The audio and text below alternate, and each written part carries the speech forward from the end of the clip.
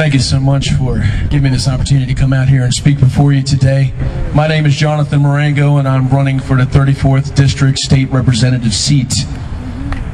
But I am not here today to speak about myself. What I'm here today for is to enlighten you. And in studying for this speech, I enlighten myself on our founding fathers and their beliefs. I'm sure we're all aware of the fact that today is National Tax Day, but I'm not here to tell you how unjustifiable a lot of our taxes are. However, I am here to tell you who and what is responsible for allowing ridiculous tax bills to pass: ourselves and our ignorance. We are responsible for putting ourselves and our children into financial bondage because we do not take the time to regulate what our government is doing. Therefore, our ignorance becomes our most expensive commodity. 2 Timothy 2:15 says, "Study to show thyself approved unto God, a workman that needeth not to be ashamed, rightly studying the word of truth." Growing up in a Christian home, my parents have always encouraged me to study the Bible with this passage of Scripture. And in doing so, this has become one of my favorite verses because it promotes hard work and study of the Bible. But as I started to dig into our history and embrace the principles set before us by our founding fathers, this verse took on a whole new meaning to me. I began to realize that the word of truth not only meant the Holy Scriptures, for if it did, the Apostle Paul would have referred to specifically the laws of Moses and the prophets, but it also applied to any document of truth. And for those of you that have heard me speak before, I am a firm believer that the Constitution is the second amendment ever inspired by God and God-fearing men.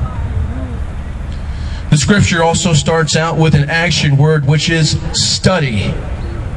When you think of study, what comes to mind? To me, it's digging in, doing your homework, and finding out the facts. But why is this so important?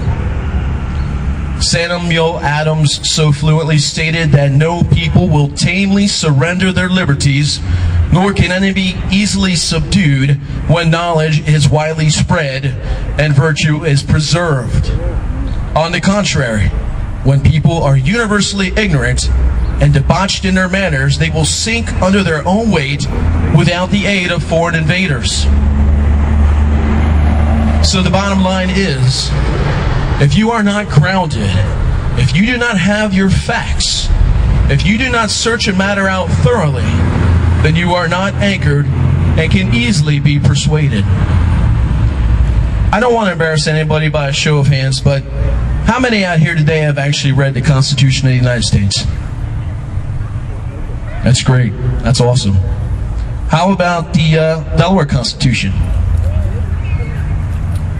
How many people know that Delaware has its own constitution? No, never knew that. Okay, it looks like we got some homework to do. How many people have read the Bible? How many people know what it says? My point is this: if we do not know what our God-given rights are, then how can we know if they are being taken away from us? It is our American patriotic duty to do our homework, become vigilant, and keep our elected officials' feet to the fire. Otherwise, we might as well consider ourselves sheep being led to the slaughterhouse. Our founding fathers stressed the importance of being an informed people. George Washington said, "Government is not reason, it is not eloquence. It is a force, like fire, a troublesome servant and a fearful master. Never for a moment should it be left to irresponsible action."